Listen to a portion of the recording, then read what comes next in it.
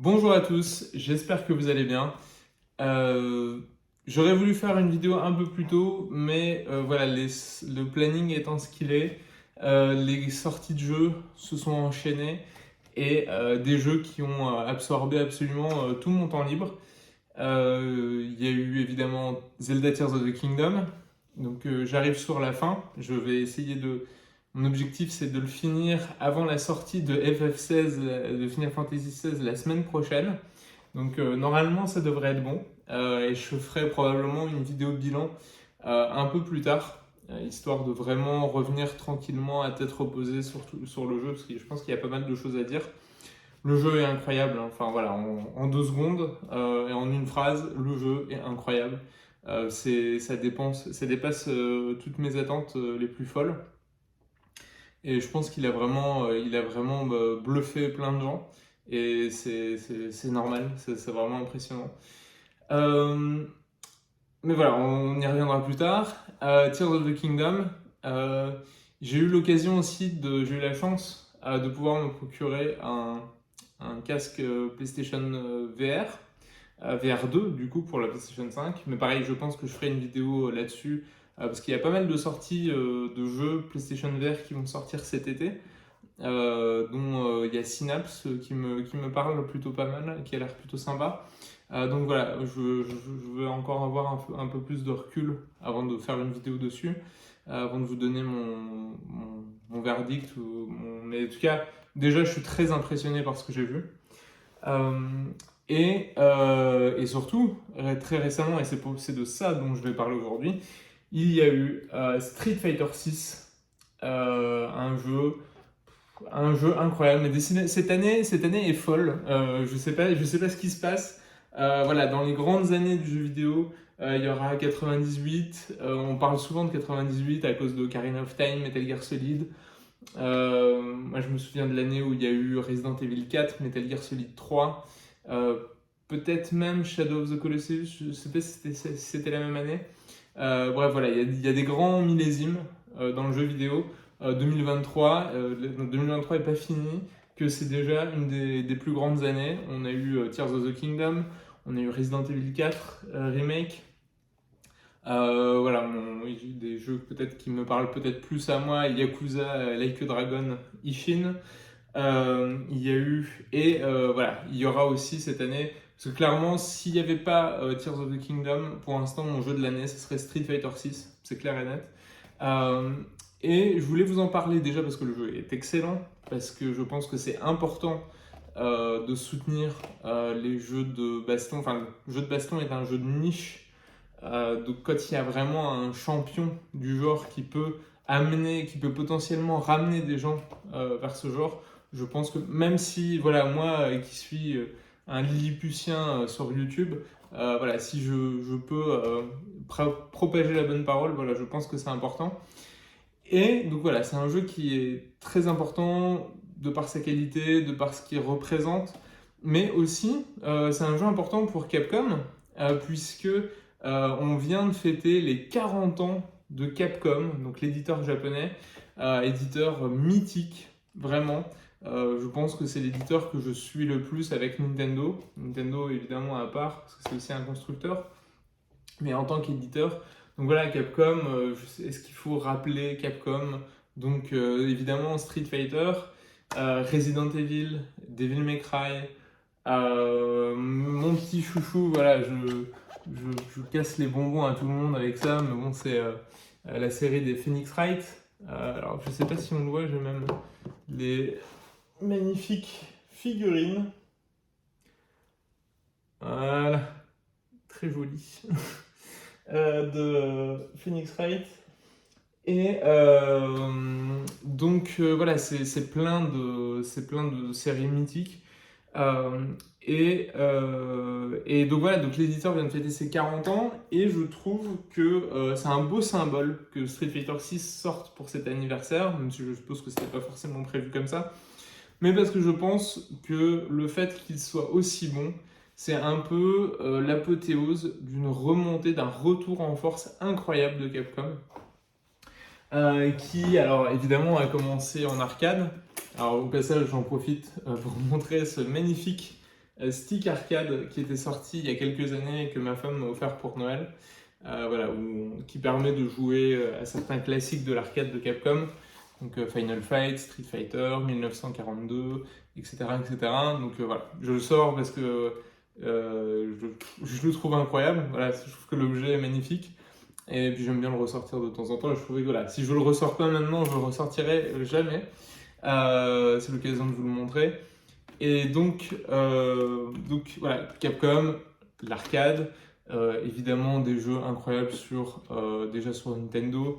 La première Nintendo, évidemment les Mega Man, les adaptations de jeux Disney de très grande qualité comme DuckTales, Mister Mask, Chip and Dale, donc Tic et Tac, donc Nintendo, Super Nintendo. Alors moi, voilà, si Capcom est un éditeur qui m'est aussi cher, alors même si j'adore Street Fighter, voilà, mes deux séries de cœur, ce sera toujours Street Fighter et Phoenix Wright. Mais mon jeu, voilà, Madeleine, ma Madeleine de Proust de chez Capcom, alors malheureusement je ne l'ai pas ici, c'est l'excellent Goof Troop sur Super Nintendo. C'est un jeu que quand j'étais petit, mon père m'avait offert pour Noël. Et donc c'était un jeu. Goof Troop, c'est l'adaptation de Dingo et Max, donc du dessin animé, avec Dingo où on découvre que Dingo a une vie de famille. Et c'était un jeu d'action-réflexion où en gros, plus ou moins, chaque tableau était une petite énigme. Il fallait, voilà, c'était souvent des énigmes à base de cases de pierres à débloquer, à déplacer, pardon. On pouvait même se balancer des pierres dans la gueule ou des pots dans la gueule. C'était très fandard, c'était géré par Shinji Mikami, donc, qui ensuite a fait créer et rentrer dans l'histoire avec Resident Evil. Donc ambiance complètement différente. Mais voilà, c'est un jeu qui m'est très cher, où j'ai des souvenirs de parties avec mon père, des souvenirs très précieux. Et donc voilà, la légende, 8 bits, 16 bits, même encore après 32 bits avec évidemment donc sur 32 bits je pense surtout là tout de suite me vient en tête les Resident Evil. Encore sur PlayStation 2 ils lancent Devil May Cry, une nouvelle licence, Resident Evil 4, voilà, donc on est sur 128 bits et voilà, on va rentrer sur la période de PlayStation 3 et Xbox 360. C'était une période un peu plus difficile. Alors, il y a eu des très belles réussites comme Street Fighter 4, qui a, à l'époque, déjà relancé le jeu de baston qui était un peu tombé en désuétude, qui a relancé complètement le genre, mais aussi pas mal de successions sur la fin de la génération, de petites déceptions. Déjà la fin de la gestion de Street Fighter 4, qui n'était pas forcément, on se souvient, enfin, avec des versions peut-être moins équilibrées. On se souvient aussi de déceptions liées à des jeux qui avaient été gérés, qui avaient été confiés, parce que c'était une problématique qui s'est beaucoup posée aux développeurs japonais de comment plaire au public occidental. Pour Capcom, ils ont essayé de résoudre le problème en confiant des jeux à des studios de développement occidentaux, des développements qui ne sont pas super bien passés.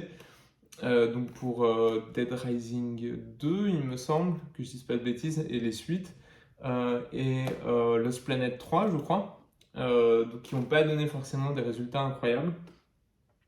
Et donc voilà, une succession de déceptions. Street Fighter Cross Tekken très attendu, mais qui n'a pas forcément marqué comme on avait pensé, surtout en alignant deux grosses licences comme ça. Donc voilà, une période un peu plus compliquée, et puis vient la génération PlayStation 4, Xbox One, et le début de la renaissance va commencer avec Resident Evil 7, puisque c'est le premier jeu qui va, alors déjà en lui-même, qui est vraiment une renaissance complète, la licence est complètement réimaginée pour la vue à la première personne. Donc voilà, on savait d'ailleurs, même quand ils ont présenté Resident Evil 7, on a mis très longtemps à comprendre que il s'agissait bien de Resident Evil. Et voilà, le jeu était incroyable, le jeu était vraiment une surprise, pas parfait. avec une deuxième partie qui est peut-être moins mémorable, mais alors avec une première partie probablement une des meilleures intros de jeux vidéo peut-être ever, vraiment incroyable. Et donc Resident Evil 7, qui a aussi été le début du RE Engine, que Capcom, donc le moteur maison de Capcom, et qui va se révéler, qui va être réutilisé pour toutes leurs licences, et qui va se révéler être un moteur génial, quoi. Il n'y a pas d'autre mot, on a l'impression que ce moteur peut tout faire. Donc évidemment, il va être réutilisé pour les différents Resident Evil, donc Resident Evil 7, les différents remakes de Resident Evil, donc Resident Evil 2, pareil, jeu exceptionnel, Resident Evil 3, peut-être un peu moins bon, mais en tout cas, avec lequel j'ai passé vraiment un très bon moment. Donc les remakes de Resident Evil, évidemment Resident Evil 8. Alors je me suis permis de les prendre, pas pour vous faire une liste exhaustive, je pense que de toute façon vous les connaissez tous, mais aussi pour me rappeler, pour pas les perdre de vue. Donc Resident Evil 8, l'excellent, l'incroyable Devil May Cry 5, qui était aussi pareil, un retour en forme de la licence qu'on n'attendait pas forcément à ce niveau-là. Récemment, on a eu sur les Monster Hunter.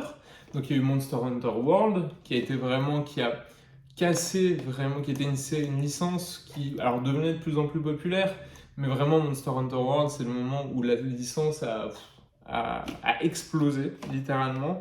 Et Monster Hunter Rise, qui pour moi, enfin voilà, j'ai adoré ce jeu, j'ai vraiment beaucoup aimé. J'ai pas eu l'occasion de faire encore Sun.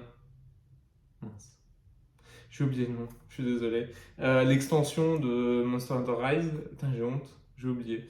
Le nom me vient plus, je suis désolé. Mais voilà, j'ai adoré Monster Hunter Rise. Aussi pour Ultimate Ghosts and Goblins, aussi, qui était vraiment très bon. Donc voilà, ce moteur est vraiment un moteur à tout faire. Je pense que ça aide beaucoup aussi, le fait d'avoir un moteur maison, ça facilite beaucoup le développement pour Capcom. Et ça permet aussi, je suppose, de limiter les coûts aussi. Donc c'est vraiment tout bénéf pour eux. Et évidemment, l'apothéose, c'était un peu plus tôt cette année, j'en ai déjà parlé, Resident Evil 4. Vraiment un des chefs-d'œuvre de cette année qui décidément n'en manque pas. Et avec un Hero Engine toujours au top, quoi. Ça fait maintenant quelques années que le moteur est toujours là. Il va probablement être utilisé pour Dragon's Dogma 2 dans le futur. Donc voilà, ça cartonne. En plus, parce que voilà, un éditeur en forme, c'est un éditeur qui peut proposer des nouveaux jeux, mais aussi qui sait écouter les fans avec des compilations ou des remasters.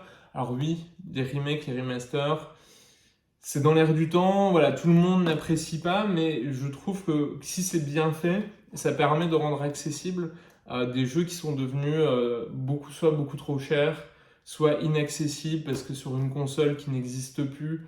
Voilà, et donc je vous ai parlé plutôt de mon amour pour Phoenix Wright, donc on a eu la compilation des 3 premiers épisodes. Ça tombe très bien parce que là, ils viennent tout juste d'annoncer que la suite, donc le 4, 5 et 6, avec le personnage de Apollo Justice, qui sont tout aussi excellents, vont sortir en début d'année prochaine. Donc voilà, raison de plus pour commencer, parce que vous allez pouvoir faire toute la série. Ils ont écouté des années et des années qu'on réclamait à corps et à cri le spin-off de la série donc Phoenix Wright, donc c'est The Great Ace Attorney Chronicles, qui se passe à la fin du 19e siècle, en pleine révolution industrielle, et voilà, qui va raconter la vie, les différents procès menés par l'ancêtre du héros donc de Phoenix Wright. Voilà, franchement, ça c'est mon coup de cœur de ces dernières années. C'est un petit bijou. Que vous soyez un gros joueur ou juste un curieux, que vous aimiez ou pas forcément les visual novels, juste si vous aimez les bonnes histoires bien racontées, avec des persos attachants, etc., c'est un petit bijou. Il est très long en plus, vous aurez de quoi manger. Voilà. Récemment, on a eu aussi la compilation des Megaman.x. Alors vous voyez, ça c'est des covers soit américaines pour celle-là, soit japonaise, oui c'est ça, japonaise, mais tout simplement parce que, alors voilà, moi je suis ultra fan, je les voulais dans ma collection, mais tous ces jeux-là sont dispo euh, en, euh, en dématérialisé sur les différents shops. Et alors là, je vous montre les versions Switch, mais c'est disponible absolument partout. Xbox, PC, PlayStation, peu importe votre support, voilà, c'est des jeux que vous pouvez vous trouver. Et je trouve que c'est très bien. On peut, évidemment, c'est de l'argent facile pour Capcom, mais c'est cool que ces jeux qui coûtaient, alors franchement, si vous voulez vous retrouver les Phoenix Wright d'origine, le 3 sur DS, bon courage, généralement je le vois à 150 euros. Donc voilà, c'est pour vous donner une idée, donc c'est très bien que pour 30 balles, vous puissiez découvrir, c'est super, super, super jeu. Donc voilà, Capcom, le retour en grâce, Capcom qui enchaîne les classiques. Resident Evil, ça cartonne, remake, nouveaux épisodes. Bon, le 8, je sais que le 8 a un peu déçu certains, mais ça reste un super jeu. Donc Resident Evil au top, Devil May Cry au top. En fait, il nous manquait juste pour que, voilà, le dernier bijou de la couronne de chez Capcom, c'est la baston. Et il fallait que Capcom revienne en force au niveau de la baston, comme ils sont revenus en force sur toutes leurs autres licences. Et c'est avec un immense plaisir que je peux vous dire que voilà, Street Fighter 6 est vraiment le retour au top, au sommet de Capcom au niveau de la baston, puisque le jeu, après un épisode 5, donc voilà, l'épisode 4, c'était vraiment, allez, on fait rejouer voilà, tous les anciens, tous les trentenaires qui avaient séché Street Fighter 2 sur leur Super Nintendo, on va les faire revenir on va faire avec un gameplay assez simple, entre guillemets, mais qui va revenir aux bases.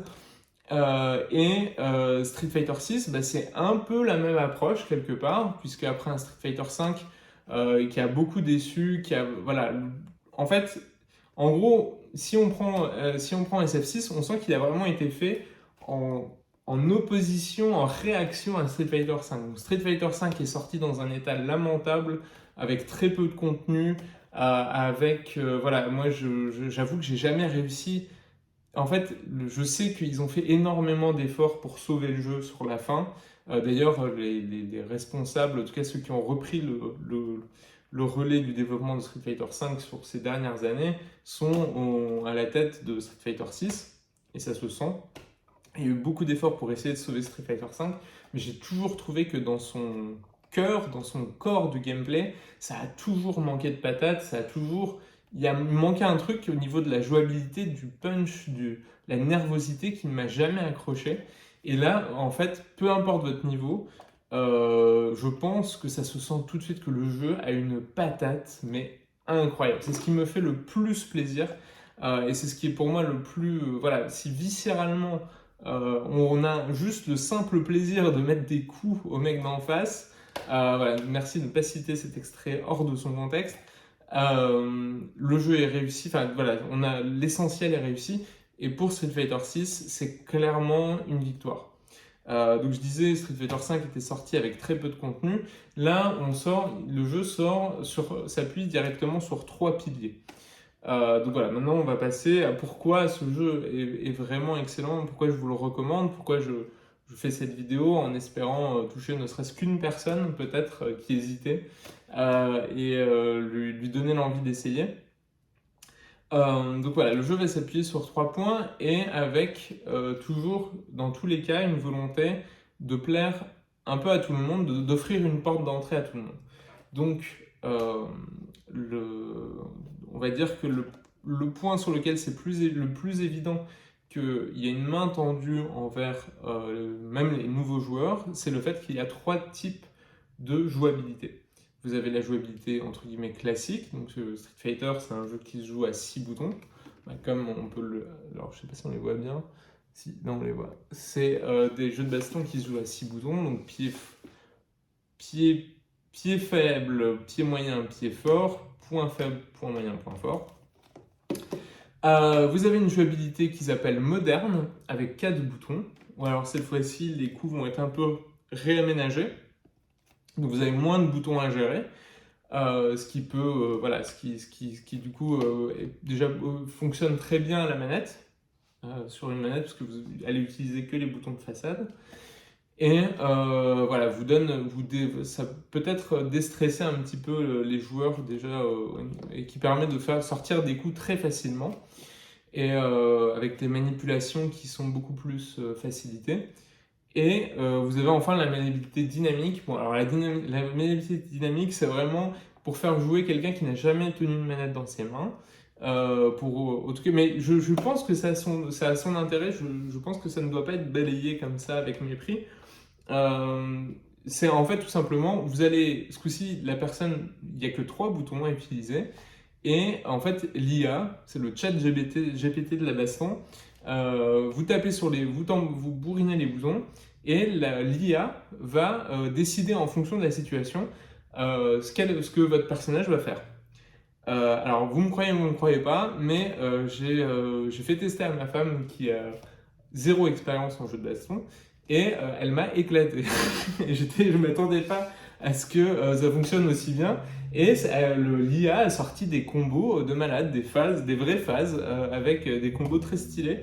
Et on s'est bien fendu la gueule. Donc voilà, si vous faites une soirée avec des amis, une soirée pizza, voilà, et que à un moment vous voulez faire découvrir le jeu, etc., ou juste faire tourner le jeu en fond, etc., ou faire tout simplement tester le jeu à quelqu'un qui n'a aucune idée de ce que c'est un jeu de baston, et ben je trouve que c'est un premier contact, ça peut être tout à fait un premier contact valable. Je pense que ça peut un peu décomplexer les gens et leur donner une idée de qu'est-ce que ça peut être un jeu de baston quand c'est joué euh, correctement, entre guillemets, mais en tout cas comme c'est censé être joué. Et je trouve ça assez chouette. On sent vraiment qu'il y a cette volonté de briser le plafond de verre, puisque le jeu de combat est en fait paradoxalement un jeu qui fait partie de l'histoire même des bases de l'histoire, des fondements de l'histoire du jeu vidéo. Puisqu'il voilà, il a plus ou moins été là dès les origines. Mais c'est aussi voilà, un genre de jeu qui est souvent vu comme trop complexe, trop exigeant, où les gens peuvent se découvrir. En plus, maintenant, avec le fait qu'on joue en ligne, on stresse à l'idée de jouer contre d'autres personnes qui font ça, forcément vont nous éclater. Enfin voilà, si ça peut, évidemment que vous allez vous faire éclater en jouant en ligne, tout le monde se fait éclater en jouant en ligne, on est tous le noob de quelqu'un. Mais c'est justement ça qui rend, je trouve, le style intéressant, ce genre aussi intéressant, aussi passionnant, et c'est qu'il y a une énorme marge de progression, et en jouant régulièrement, on a le plaisir concrètement de voir ces progrès. Et bref, donc voilà, il y a cette première main tendue avec différents styles de jouabilité pour que tout le monde puisse se faire plaisir. Ensuite, l'idée c'était d'offrir du contenu à tout le monde, en fait, et ça passe par le mode qui a été très mis en avant lors de la communication du jeu, c'est le mode solo. Le mode solo qui a en fait, vous allez créer votre personnage, vous allez avoir une map sur laquelle vous allez un peu un mini open world, enfin une succession de cartes, en fait, de succession de zones, et vous allez pouvoir vous friter. L'idée c'est que vous partez de zéro et vous allez créer votre propre personnage, donc à votre image, vous pouvez créer n'importe quel. Beaucoup de monstruosités ont été créées en ligne, hein. Visiblement les gens ont une imagination débordante. Et vous allez pouvoir, en fait, en fonction des combats que vous allez faire et des persos que vous allez rencontrer, puisque votre personnage va rencontrer les différents vrais personnages du jeu, donc Chun-Li, Ken, Ryu, tous les grands classiques, mais les autres aussi. Et ils vont vous apprendre, vous allez pouvoir apprendre certains de leurs coups. Donc vous pouvez très bien faire un personnage qui récupère des coups à droite à gauche et faire votre personnage unique. Et même aller vous battre en ligne avec votre propre perso. Alors ça donne des combats absolument qui n'ont aucun sens, mais qui peuvent être très marrants. Et c'est bizarre, parce que je vais pas vous cacher que le mode est très répétitif, puisque l'essentiel des missions, ça va être va là, ramasse ceci, va à tel endroit, discute avec tel perso, et tout le reste, ça va être pète la gueule à machin, etc. Ça va être que des combats, une succession de combats. Mais en fait, c'est bizarre parce que c'est très basique, c'est très simple, mais c'est assez addictif. En fait, je me suis pris au jeu, je m'attendais pas du tout. J'avoue que je pensais juste tester 1 ou 2 heures et puis aller passer sur le jeu principal. Et en fait, je trouve que même moi voilà, qui joue au jeu principalement pour le jeu classique, donc le 1 contre 1 avec jouer en ligne, et ben en fait ça fait une récréation assez sympa entre 2 matchs, entre 2 séries de matchs, quand on veut faire un truc plus détendu. C'est assez marrant, ça fait une petite pause sympa. Je dis pas que ça va pas être, le mode solo va pas être votre jeu de l'année, mais je pense que, encore une fois, je pense que ça peut en fait décomplexer certaines personnes vis-à-vis du genre du jeu de baston en mettant une petite dose de RPG en fait, puisque vous allez vous allez monter en niveau, vous allez choisir euh, les différentes capacités que vous voulez améliorer dans votre personnage, et ses stats, son équipement, etc. Vraiment, c'est un petit RPG du jeu de baston et qui fonctionne, je trouve, qui fonctionne bien. Et qui est complètement absurde, mais qui fonctionne bien. Donc voilà, un gros mode solo, ça c'était une des grosses attentes aussi, voilà, c'était quelque chose qui était demandé, que les gens en aient pour leur argent même s'ils ne jouent pas en ligne. Et ensuite, alors vous avez ce qu'ils appellent le Battle Hub. Donc là, ça va être la zone où vous allez retrouver les gens en ligne. Vous n'êtes pas obligé de passer par là pour jouer en ligne, mais c'est une interface, une représentation. En gros, c'est une salle d'arcade virtuelle où vous allez vous poser à une borne. En fait, comme si vous étiez dans une salle d'arcade, vous allez pouvoir jouer contre n'importe qui. Vous allez voir les gens jouer contre eux. Parfois même, vous pouvez même jouer à des vieux jeux. Il y a des bornes d'arcade avec d'autres jeux Capcom. Donc il y a Final Fight, Street Fighter 2, il y a le premier Street Fighter. Il me semble qu'il y en a d'autres. Il y a Puzzle Fighter. Enfin bref, il y a plein de jeux Capcom que vous pouvez tester. Il me semble qu'ils vont être en rotation, qu'ils vont être changés régulièrement. Donc, et en fait, c'est une zone un peu détente. Et vous pouvez jouer même si vous voulez jouer, enchaîner les parties contre quelqu'un qui est à votre niveau, vous tombez, parce que en fait c'est aussi l'intérêt du truc, c'est que vous pouvez enchaîner très rapidement les matchs et sans pression de ah oui alors parce que vous avez aussi des matchs classés, mais alors là on parle pas de classé, pas classé, etc. Si vous voulez enchaîner les parties juste voilà pour vous faire les mains, etc. Et jouer sans stress de est-ce que je vais perdre, est-ce que je vais gagner, etc. Juste à la cool, je trouve que c'est super bien fait, ça fonctionne très très bien. L'interface est assez chouette et j'ai passé pas mal de temps en fait, juste en tombant au hasard sur quelqu'un où on avait plus ou moins le même niveau. Et ben là, ça nous a permis en fait d'enchaîner les parties et au fil des parties, on sentait que moi j'apprenais de lui, lui apprenait de moi, etc., etc. Et les parties évoluaient. Et donc c'était très intéressant. Je trouve que c'est plutôt ça fonctionne très bien. Donc vous avez ce Battle Hub qui est le deuxième mode de jeu principal. Et enfin, vous avez le Fighting Ground. Donc là où vous allez trouver toute la partie la plus classique du jeu de baston avec un mode arcade, avec chaque perso qui a sa petite histoire. Alors les histoires sont vraiment, c'est réduit à peu de chagrin.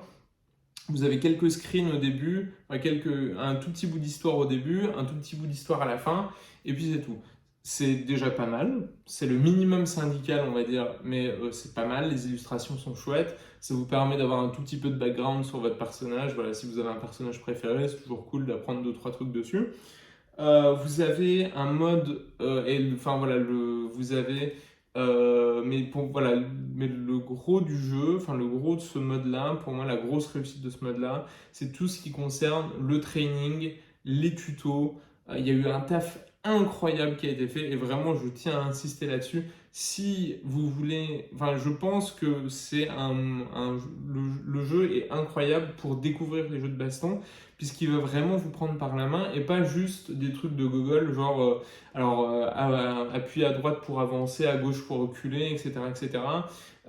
Pied point. Non, non, il va vous expliquer tous les concepts de la garde, de comment gérer son espace, de comment faire un contre, c'est quoi, enfin voilà, comment punir une attaque, qu'est-ce que ça veut dire, comment on le fait, avec quelle attaque, quel type d'attaque, etc. Pourquoi c'est intéressant de creuser la frame data d'un personnage, donc c'est-à-dire en combien de coups, en combien de frames, en combien d'images un coup va sortir, etc. Des concepts qui paraissent au début qui font vraiment très très peur, mais qui sont super bien expliqués. Et vous avez même un tuto où en fait c'est le personnage que vous allez choisir qui va vous expliquer lui-même comment il se joue. En disant alors voilà par exemple ben, moi mon style c'est plus moi je suis c'est plus de faire des chops. Voilà, je vais commencer généralement le match, je vais essayer de faire tel type de coup. Ensuite, quand j'arrive à la bonne distance, je fais tel type de coup, etc., etc. Et il y a ça pour tous les persos et c'est génial. Alors évidemment, vous allez sur YouTube, vous allez avoir 1 milliard de vidéos qui vont vous expliquer ce genre de trucs et plus. Mais je trouve ça très très bien que ça soit dispo déjà intégré dans le jeu parce qu'il y a plein de gens qui voudront pas forcément faire l'effort d'aller chercher sur internet, ce que je peux comprendre. Voilà, il y a des gens qui voilà, ont 1 heure, 2 heures de jeu par semaine, voilà, qui n'ont pas forcément le temps de poncer des tutos sur YouTube. Et donc voilà, au moins là, en quelques slides, en quelques vidéos, voilà, ils ont plus ou moins l'essentiel des infos dont ils ont besoin, ils peuvent commencer à jouer. Donc voilà, je trouve que vraiment Capcom a fait le taf, a fait énorme. On sent il y a vraiment une volonté de se racheter. Enfin, le jeu gueule. Enfin voilà, le jeu vraiment donne. On sent que le jeu fait ce qu'il peut, vraiment s'agrippe pour essayer de tout faire pour nous plaire. Et c'est assez touchant, je trouve. C'est une vraie déclaration d'amour au genre du jeu de baston. Il est évident que les développeurs veulent partager leur passion du jeu de baston avec de nouvelles personnes. Et je trouve ça vraiment très chouette. Ensuite, voilà, il y a toutes les autres qualités du jeu. Les personnages sont excellents. En fait, ce qui est très chouette, c'est qu'il y a à la fois un nouveau twist sur les précédents persos, sur les persos classiques, on va dire, parce que tous les persos le roster de base de Street Fighter 2 est présent. Donc Chun-Li, Guile, Ryu, Ken, Blanka, etc. Dhalsim.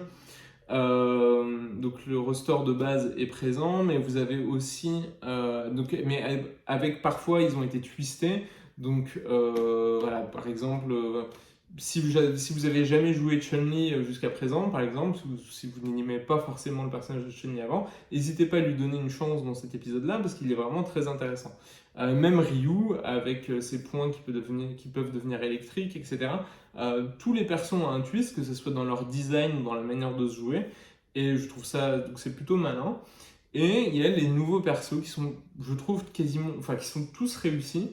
Tous ne vont peut-être pas vous intéresser, mais je pense qu'il y a vraiment quelque chose pour tout le monde. Et il y a, en fait, pareil, il fonctionne toujours avec cette petite notion de twist. Par exemple, on peut mentionner le personnage de Manon, donc la française, le perso français du jeu, qui à la fois fait du judo et de la danse classique. Donc vous avez un perso qui fait des grosses chops qui font très mal. Mais alors d'habitude le personnage du chopper ça va être généralement un gros balèze, etc. Mais là c'est un perso assez vif, assez rapide. Donc c'est ce qui est super intéressant. Vous avez Kimberly qui est une ninja mais qui adore le hip-hop. Voilà, et ça se ressent aussi dans son gameplay, qui aime la hip-hop et le graffiti. Donc ça se ressent dans son gameplay, ça fonctionne très très bien. Donc voilà, le roster est là, le contenu est là, le gameplay est là. Donc je l'ai dit, les coups ont une patate incroyable. J'ai pas mentionné tout le système de drive qui est en fait, en gros, la plupart vous avez une jauge principale vous avez votre jauge pour les super coups, mais vous avez en fait tout le reste va passer par ce qu'ils appellent une jauge de drive et qui ajoute beaucoup de tension au combat, puisque si vous voulez faire des coups plus forts, donc des coups EX, des versions plus fortes de vos coups, si vous voulez mettre des gros coups de pression à l'adversaire, vous allez taper dans cette jauge, mais si vous videz votre jauge, vous allez vous retrouver à poil et en très très grande difficulté. Donc en fait tout l'enjeu des matchs va être sur la gestion de la jauge et ça donne, en fait il y a une tension dans les jeux de baston. En fait l'intérêt vient du nombre de décisions que vous devez prendre en fait, et c'est le cas finalement pour tous les jeux. Ce qui rend un jeu intéressant, c'est le nombre de décisions que vous devez prendre en un certain temps donné. Et dans Street Fighter 6, vous devez prendre en permanence des décisions, que ce soit au niveau des coups que vous allez donner, mais aussi dans la jauge, comment vous allez gérer votre jauge. En tout cas, pour l'instant, alors il est très tôt dans un jeu de baston, c'est un peu comme un jeu de rôle, un open world. C'est un peu, ça n'a pas vraiment de sens de donner un avis ferme, définitif, aussi proche de la sortie, puisque voilà, il va y avoir tout le monde est en train de jouer énormément. Le jeu fonctionne bien, d'ailleurs, ça fait plaisir. Mais voilà, je pense que objectivement, Capcom a vraiment tout fait, a fait tout ce qu'il devait faire pour que le jeu soit un succès, pour que le jeu fonctionne. C'est vraiment tout ce que je souhaite. J'espère qu'au niveau de la gestion des DLC, des prochains personnages, Capcom va assurer. Je pense pas qu'il y ait trop de raisons de s'inquiéter.